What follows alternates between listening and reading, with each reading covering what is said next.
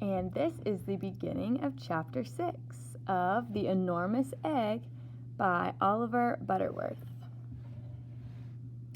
After church, I saw Joe Champigny out in his backyard. I went over to talk to him. "Hey, Joe," I said, Guess what hatched out of my egg?" "A duck?" Joe asked. "Nope." "A turkey?" "Nope." "I'll give you a hint. It's got 4 legs." Joe looked at me and wrinkled up his face. 2 ducks? I could see that he wasn't going to get anywhere that way, so I told him, "It's a dinosaur, a real little live dinosaur. What do you think of that?" "Ah, go on," Joe said. "Who are you kidding?" "Honest, it is.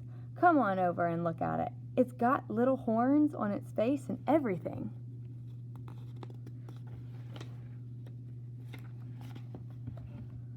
We went across the street into our backyard and squatted down by the dinosaur nest. Joe didn't see him at first, but then his eyes got accustomed to the dark.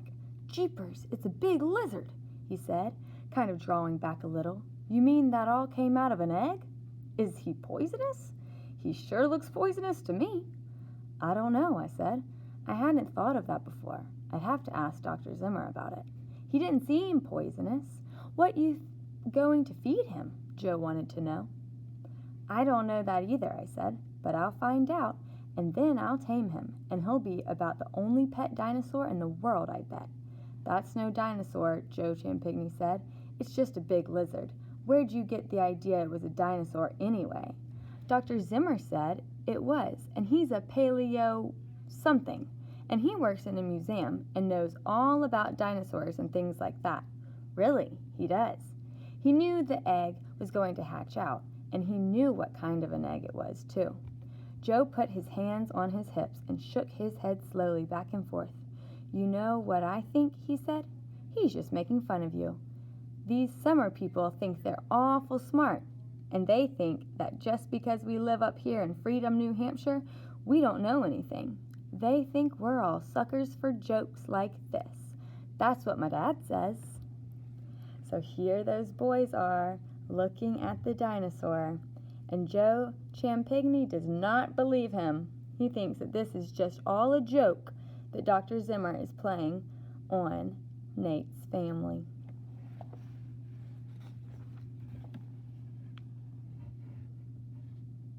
Just then, we heard Joe's mother calling him. "Jeepers," Joe said.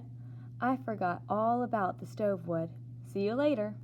I didn't agree with what Joe said about Dr. Zimmer. He didn't look like the kind of man who'd play a trick like that, and he looked too excited when he first saw the thing. And he sent a telegram to Washington, too, or at least he had us send one. After Dr. Zimmer drove up in his car, he walked out to the backyard, where I was sitting watching the dinosaur. "Hello there, Nate," he said. "How is our little freak? Still lively?" He bent down and looked inside the box to make sure for himself. "Yes, sir. He looks fine. Probably hungry, too. We'd better get him his first meal, Nate." What does he eat?" I said. "Do we have to feed him milk out of a baby's bottle?" Dr. Zimmer laughed at that. "Oh, no, Nate. We don't have to bottle feed a dinosaur.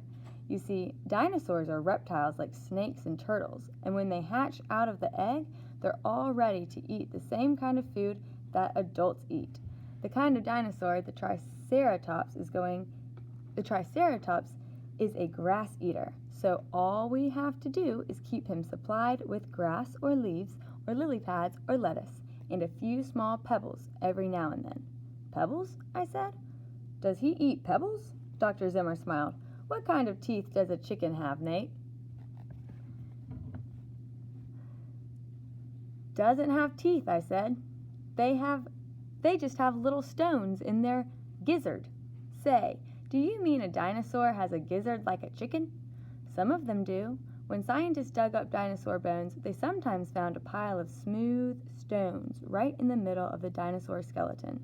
They didn't know what they were at first until it suddenly dawned on them that they were gizzard stones. Some of the stones were as big as a man's fist." "Seems funny for an animal to have a gizzard," I said. "No funnier than for a chicken to have one, is it?" Well, let's try him out on some grass and some leaves and see which he likes better. We picked some maple leaves from the tree in the yard, and I got a handful of grass from outside the fence.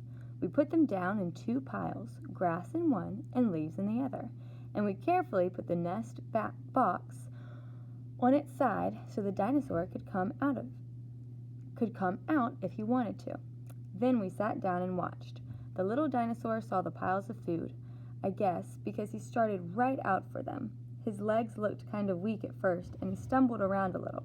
When he came out into the sunshine, he blinked, but he kept right on going. The first pile he came to was the grass.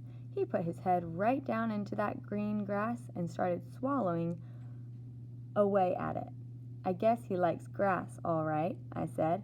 The little fellow keeps right on swallowing until the handful of grass was all gone.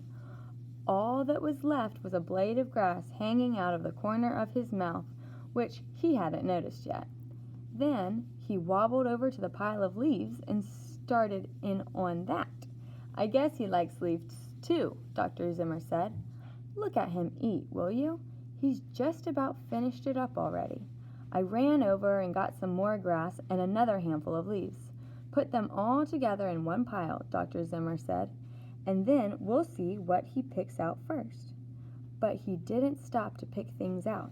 He just ate his way through the pile, and when it was all gone, he stood on 3 legs and scratched his neck with his hind foot.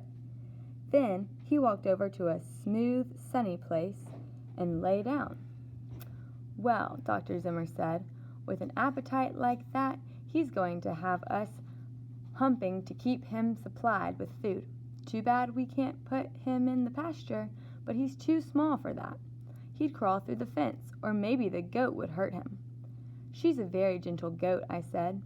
She wouldn't even hurt a kitten. Maybe not a kitten, but a dinosaur is something different. Animals can get excited when they see something they haven't come across before. So can people, I guess. We'd better wait till this little fellow gets bigger before we put him in the pasture. By the way, we ought to be keeping a record of his growth. Do you happen to have some scales in the house? Sure, we have some in the kitchen. Mom doesn't ever use them. Shall we carry him in and weigh him? Well, perhaps it would be better policy to bring the scales out here, Dr. Zimmer said. Women often have a prejudice against reptiles you know, and we wouldn't want to cause any trouble. See if you can borrow the scales for a while. I ran in and got the scales. When I told Mom what they were for, she said I could keep the scales outside. She didn't want to have anything in her kitchen that creature had touched. I guess Dr. Zimmer was right. We put the scales down on the ground, and I went over to pick up the animal. He had a bluish skin like a lizard's. That is where I'm going to stop in the middle of chapter 6.